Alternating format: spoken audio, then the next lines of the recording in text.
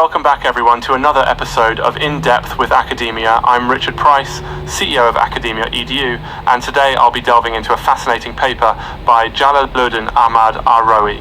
Now, as always, I'm here just to present the paper, no endorsements, no opinions, just the insights and arguments that the author offers. So the title is a bit of a mouthful, something like ASYRAF AL-WASILAH لوصولي إلى الله في الطريقة النقشبندية المجددية, which, if you're not fluent in Arabic or Malay, is essentially about the noblest means of reaching Allah in the Naqshbandi Mujaddidi path. Oh, and let me remind you, I'm neutrally sharing what's in this paper. Well, the heart of the matter is basically, how does a seeker or murid progress towards spiritual closeness to God, Allah, within the specific framework of this Sufi order, the Naqshbandiya Mujaddidiya? Why does that matter? Because for lots of people, especially in the diverse world of Islamic spirituality, the how of approaching the divine is urgent and meaningful. People want structure, steps, something concrete to follow.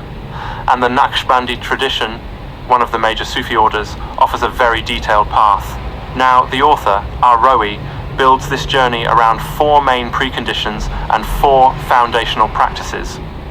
He calls the preconditions siyarat, which are basically things you have to be before you can even start. So, to break them down real fast, you need to have correct beliefs. According to the mainstream Sunni theological schools, you need to do a sincere repentance, meaning you leave bad habits behind. You need to stick to the everyday ritual practice of Islam.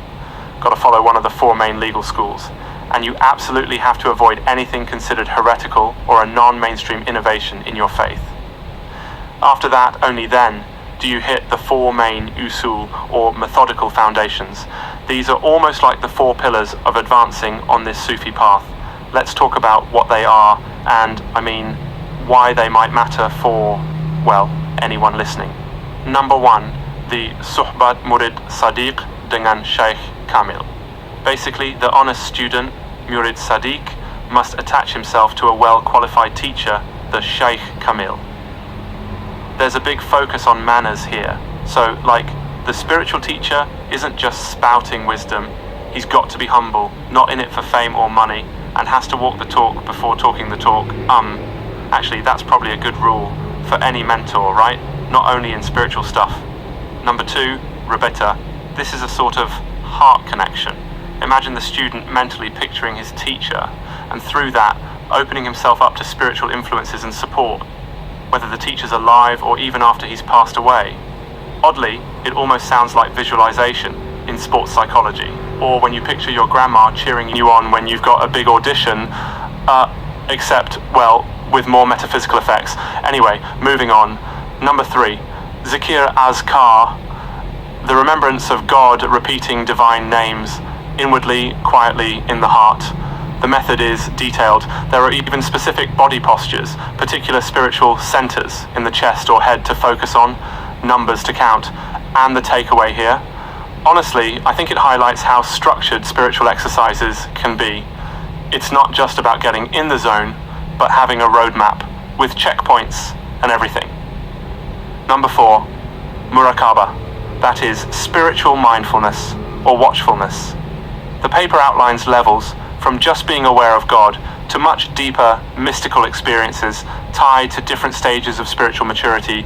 The overall goal seems to be developing a kind of ever-present spiritual consciousness, a sense that God is always with you, which in a way mirrors secular ideas about mindfulness, although through a very different lens. And I don't know if this is relevant, but speaking of mindfulness, have you ever tried not checking your phone for a whole afternoon and realize just how many times your hand twitches for it? Maybe that's not quite what the author meant by spiritual watchfulness, but hey, distractions are a universal experience, right? Anyway, all of this comes in a huge package of traditions, ritual etiquette and ethical codes, both for how you relate to your teacher and to other students. It's all about humility, service, and, well, not thinking you're better than anyone else. Now, I want to come back to what all this means for you, the listener. Maybe you're not planning to join a Sufi order, fair. But perhaps there's an insight here about how disciplined routines, mentorship, and cultivating presence can make a difference in anyone's search for meaning, or just help you build better habits in your work or relationships. No research paper is the final word, especially not on spirituality, but reflecting on someone else's system can nudge us to question and clarify our own. And as always, remember, I'm presenting this paper from Jalaluddin Ahmad Arrowi in a neutral way. If you want to dig into the details, it's all there in the original text. Thanks for joining me for another exploration on In Depth with Academia.